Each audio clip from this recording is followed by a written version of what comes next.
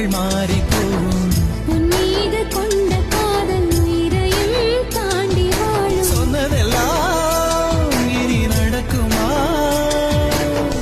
நடக்கும் நடக்கும், நான் கூட சொல்கிறேன்.